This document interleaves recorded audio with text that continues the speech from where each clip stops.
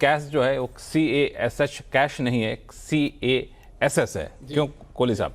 तो कैश है, और कैश जो है बड़ा ही टेक्निकल मामला है और उन लोगों के लिए बड़ा इंपॉर्टेंट है जो लोग अपनी आमदनी पिछले साल दिखाए होंगे, मान लिया जाए 1 करोड़ रुपए, इस साल दिखा रहे हैं 75 लाख रुपए, पिछले साल दिखाया 5 करोड़ रुपए, इस साल दिखा रहे हैं 3 करोड़ रुपए। तो जैसे आप पे दिखा रहे हैं ना, तो इस कैश का ख्याल रखिएगा। क्या है कैश, कैसे ख्याल रखें और इनकम टैक्स के नोटिस से कैसे बच सकते हैं, कोहली साहब ही बताएंगे तो ज़्यादा बेहतर होगा। कोहली साहब। जी बिल्कुल, जब कैश का आपने नाम लिया, मैं उसका फुल फॉर्म बता देता हूँ। पहले कंप्यूटर एडेड स्क्रूटनी सिलेक्शन। मुझे लगा कैश को हम लोग श को स बोल रहे हैं, ऐसा नहीं है। कैश बिल्कुल कंप्यूटर एडेड। और ये क्या है कि कुछ केसेस आयकर विभाग डिटेल्ड इन्वेस्टिगेशन के लिए, डिटेल्ड पूछताछ के लिए निकालता है। ये तो हमें पहले से इस बात को जानते हैं। कुछ केसेस निकाले जाते हैं, कभी 5% होते हैं, कभी 2% होते हैं, कभी 3%। ये डिपेंड करता है कि उनको क्या उस टाइम पॉलिसी चल रही है वगैरह वगैरह। अब आपने जो बात कही वो बहुत काम की। हालांकि आपने सीधा 1 करोड़ और 5 करोड़ वालों के बड़े टैक्स पेयर्स के, पर ये छोटे टैक्स पेयर्स पे भी लागू होता है। जब भी आपकी इनकम में ये, क्योंकि रिटर्न फाइलिंग का सीजन चल रहा है लक्ष्मण, जुलाई का महीना है, आपको ध्यान रखना है कि अगर आप पिछले साल के मुकाबले इनकम कम, मैं ये नहीं कहता लक्ष्मण कि दिखा रहे हैं, क्योंकि अब इनकम कम हो भी सकती है। अब ये तो नहीं है हर व्यक्ति हर वक्त हर साल 20-25% इनकम बढ़ाता ही जाए। बहुत सारे ऐसे भी लोग होते हैं जिनकी इनकम वाकई में घट जाती है और कुछ कारणों से घट जाती है। वो कारण अच्छे बुरे दोनों हो सकते हैं। तो अगर आपकी इनकम पिछले साल के मुकाबले कम है तो आपको तैयार रहना चाहिए स्क्रूटनी के लिए। आपसे पूछताछ होगी, क्योंकि डिपार्टमेंट ये जानना चाहता है भाई ऐसा क्या हुआ। क्योंकि देखिए, तरक्की जो है जीवन का नियम है, ग्रोथ जो है वो एक नियम है। अब जब ग्रोथ से आप उल्टा गए तो डिपार्टमेंट जानना चाहता है कहीं ऐसा तो नहीं, कहीं वैसा तो नहीं। आप समझ रहे हैं मैं क्या कह रहा हूं कि आपने कुछ छुपाया? कि मैं तो इसके बड़ा खिलाफ हूं। जब पैसे की आमदनी बढ़ रही तब तो आप पूछने आए नहीं, जो घट गई तब आप पूछने आए हैं, और वही पूछने आए गला दबाने के लिए। और जब बढ़ गई तो उनको लगता है ठीक है ये तो हमारे पास तो आ ही रहा है, हमारे हित में, उनके आ रहा है। पर जब घट गई तो वो जानना, क्योंकि देखिए क्या होता है, पांचों उंगलियां एक जैसी नहीं होती। कुछ टैक्स पेयर्स, हमारे टैक्स गुरु के दर्शक तो कम से कम नहीं, पर कुछ टैक्स पेयर्स जो है वो कई बार कुछ शैतानी भी कर जाते हैं कि अपना कोई तरीका ऐसा ढूंढ लिया घटाने का। तो इसलिए डिपार्टमेंट इसमें सतर्क रहता है। तो पहले तो आप कैश का ध्यान रखिए। अब मैं 4-5 कारण बता देता हूं जिस कारण से भी आपके ऊपर डिटेल्ड, और बाय द वे स्क्रूटनी का प्रोसेस हम वैसे पहले हम बचा चुके हैं। स्क्रूटनी में आपके पास एक बड़ा डिटेल क्वेश्चनर आएगा, उसके बाद आपको जवाब देना है, फिर आपसे पूछेंगे, फिर जवाब देना, और फिर अंततः वो आपका असेसमेंट करेंगे। उसमें टैक्स बढ़ भी सकता है, जो आपने फाइल किया है वो स्वीकार भी किया जा सकता है। पहला केस आएगा लक्ष्मण कि मान लीजिए अगर आपने कहीं अंडर रिपोर्टिंग दिख रही है उसमें, यानी कि आपने आपके AIS में और आपके 26 AS में तो एंट्रीज आ रही हैं, पर आपके रिटर्न में कहीं पर वो रिपोर्टिंग नहीं है। तो अगर अंडर रिपोर्टिंग है तो ये मामला बन जाएगा स्क्रूटनी का। उसके बाद एक बड़ा इंटरेस्टिंग केस आता है। केस ये आता है लक्ष्मण के बैंक में तो बहुत पैसा जमा है पर इनकम घट गई है, या इनकम उतनी की उतनी है। अब बैंक में जमा हो सकता है आपको किसी रिश्तेदार ने लोन ले रखा हो, उसने वापस कर दिया हो, कोई बैंक में बड़ी फिक्स डिपॉजिट हो, मैच्योर हुई हो, कहीं से किसी पुश्तैनी पैसा मिला हो जो माफ हो, ये भी माफ इनकम भी आती है। परंतु अगर बैंक में बड़ा डिपॉजिट है और आपकी इनकम उतनी की उतनी है या वो घट गई है, तो ये फिर डिपार्टमेंट के कान खड़े करेगा। इस बात को नोट करके रखिएगा। मैं ये नहीं कह रहा कि लोग जानबूझ के करते, मैं ये कह रहा हूं अगर ऐसा हुआ है तो आपको अपनी रिटर्न बहुत संभल के फाइल करनी चाहिए। उसके दस्तावेज, उसके डॉक्यूमेंट्स, उसकी सपोर्टिंग आपको रखनी चाहिए। दूसरा, आप बार बार रिटर्न को रिवाइज कर रहे हैं, यानी कि एक बार फाइल करी, फिर रिवाइज किया, अरे अरे अरे ये तो रह गया, फिर ये बार बार रिवाइज करना भी डिपार्टमेंट के कान खड़े कर देता है। क्योंकि आप बार बार रिवाइज कर रहे हैं, इसका मतलब कुछ मामला गड़बड़, कुछ दाल में काला है, और कभी कभी तो दाल ही काली होती है। खैर, हमारे टैक्स पेयर्स, हमारे टैक्स गुरु के दर्शक ऐसे नहीं है, ये हम जानते हैं, पर आपको एक नियम के रूप से बताना जरूरी है।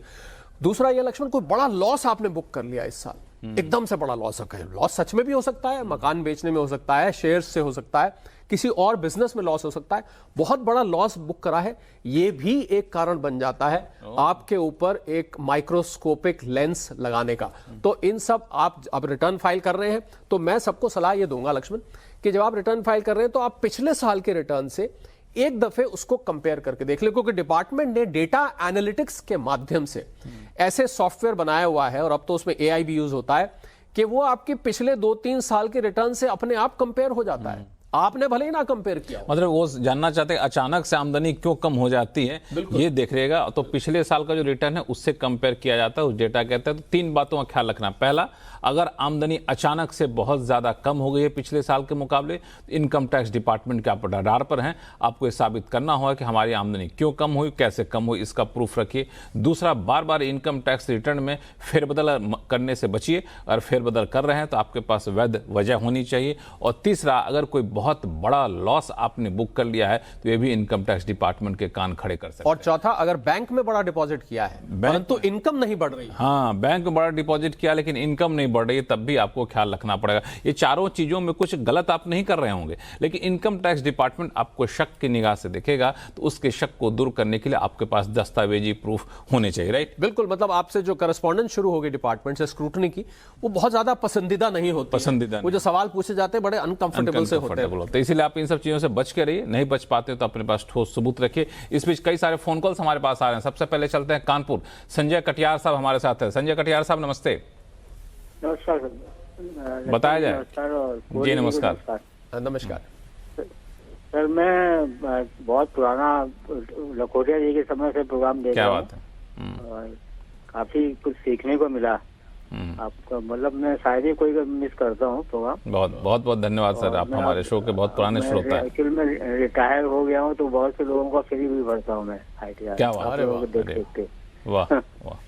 तो सर, मेरा क्वेश्चन ये है कि मेरी डॉटर ने मिलाई asset S&P 500 top 50 ETF FOM में निवेश किया था। और ये अभी उसने रिडीम किया इसी साल, मतलब 2025-26 फाइनेंशियल ईयर में। और उसमें करीब 16,000 रुपए कैपिटल गेन हुआ है जी।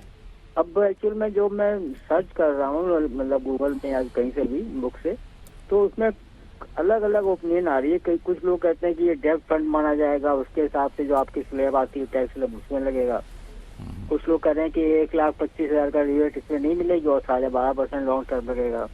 तो सर वो क्लियरिटी नहीं हो रही। नहीं, बिल्कुल। पहला काम तो आप ये टैक्स वैक्स का जो मामला है ना, गूगल, चैट GPT, इन सब से बचिए, क्योंकि टैक्स गुरु जो है ना वो सबसे ऑथेंटिक। हाँ, मेरे पास बुक्स भी बहुत सी हैं। हाँ, बहुत सारी बुक्स हैं, लेकिन यह है कि वो कंफ्यूजन दूर करें। टैक्स गुरु के जो एक्सपर्ट आते हैं ना, बहुत ही मजे हुए एक्सपर्ट होते हैं अपने फील्ड के। कोहली साहब, इनकी उलझन को दूर किया जाए। और मैं वही होता है कि आप ही सब मिले। जी, तो देखिए लक्ष्मण, कटियार साहब ने बहुत अच्छी बात करी और उनकी बात से मैं इस पे हम अलग से चर्चा करेंगे। जो लोग चैट GPT, AI या गूगल से सर्च करते हैं, आपने बड़ा महत्वपूर्ण मुद्दा उठाया है। मैं आपको बताऊंगा इसमें दिक्कत क्या आती है। खैर, अभी पहले कटियार साहब की समस्या का समाधान करते हैं। कटियार साहब, इसमें जो आपको जो बाद वाली ओपिनियन मिल रही है वो ठीक है, क्योंकि 1,25,000 का जो रिबेट मिलता है इक्विटी के कैपिटल गेन पर, वो इसमें नहीं मिलेगा, क्योंकि आपने इसको नॉन इंडियन इक्विटी में किया है। ये S&P 500 आपने, ये तो S&P तो अमेरिका का है, आपको पता होगा 3 इंडाइसेस है अमेरिका में, S&P, डाउ और नैस्डैक।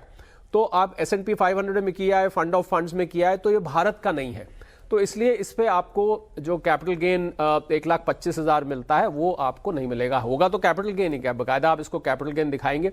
और जो पहला वाला है, ये मेरे हिसाब से एक मिनट, क्या बोला आपने कि जो बाहर वाले फंड में पैसा लगा तो उस पर 1,25 का फायदा नहीं मिलेगा? भारतीय इक्विटी पर बेनिफिट है, क्योंकि ये S&P 500 इन्होंने अमेरिका का है। S&P 500 अमेरिका का है, इंडिया का नहीं है, तो इसलिए उस पर बेनिफिट नहीं मिलेगा। और जो आपने पहले वाला कहा था डेट फंड वाला, वो इस पे अप्लाई करता है, क्योंकि ये कैपिटल गेन की कैटेगरी में मेरे हिसाब से नहीं जाएगा। जो डेट फंड वाला है और 1,25,000 वाला है, वो वाला आपकी फाइंडिंग इसमें ठीक निकल गया। अब देखिए, कटियार साहब ने फाइंडिंग करी, कुछ हिस्सा एक जगह रिप्लाई आया, कुछ हिस्सा दूसरी बार में आया। तो इसीलिए मैं इस पे चर्चा करना चाहता था। चैट GPT, गूगल आदि से जो लोग टैक्स के जवाब ढूंढते हैं, इस पे लक्ष्मण ये जरूर एक बार डिस्कस करना बनता है। करेंगे हम। और तो अभी कुल मिला के आपका कहना है कि 1,25,000 वाला जो कैपिटल गेन्स में छूट मिलती है वो इनको नहीं मिलेगा। और इनको ITR कौन सा फाइल भरना होगा? ITR इनको ITR 2 में जाएगा, क्योंकि कैपिटल गेन तो है ही है। तो ITR 2 में जाएगा, और डेट फंड की जगह जो स्लैब रेट होते हैं, कटियार साहब आपने जो पहले ढूंढा था, वो इस पे अप्लाई। हाँ, चूंकि इन्होंने बताया भी इनकी आमदनी 50 लाख से कम है और कुल कैपिटल गेन 16,000 का बन रहा है। जी। कटियार साहब, कहीं कोई उलझन? हाँ, कोई ये भी कर सकते हैं कि अगर डेब्ट फंड है तो हम अदर इनकम में ITR में नहीं दिखा सकते?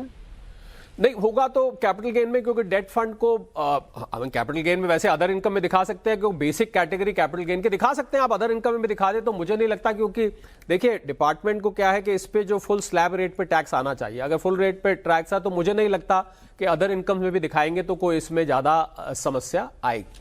चलिए, कोई समस्या है तो हम लोग यहाँ बैठे हुए हैं। इस बीच दिल्ली आ जाते हैं कानपुर से वापस, जहाँ से सुधीर कुमार गांधी जी हमारे साथ फोन लाइन पर जुड़ चुके हैं। गांधी साहब नमस्कार। हेलो, हाँ नमस्कार सर। जी बताया जाए, कहाँ उलझन है आपकी? हाँ सर, ये एक सबसे पहले तो CNBC आवाज का बहुत आभारी हूँ। बहुत सालों से ये प्रोग्राम देख रहा हूँ, सीनियर लखोटिया जी के टाइम से। क्या बात कर रहे हैं? तो बहुत बहुत धन्यवाद, हमारे शो में से जुड़े रहे हैं काफी लंबे समय से आप। हाँ अच्छा, मेरी क्वेरी ये है कि मैंने फाइनेंशियल ईयर 22-23 की जो रिटर्न भरी थी उसमें हाउसिंग इनकम का जो लॉस था वो था लगभग 1,35,36,000 के आसपास जी, और अभी जो भरनी है उसमें बन रहा है लगभग 1,70,000 के आसपास जी। तो जो ये 2 लाख तक हम क्लेम कर सकते हैं, तो ये 30,000 जो है वो उस समय मैंने जो कैरी फॉरवर्ड किया था 1,35,000 के आसपास जी, उसमें से इधर 30,000 एडजस्ट कर सकते हैं या नहीं?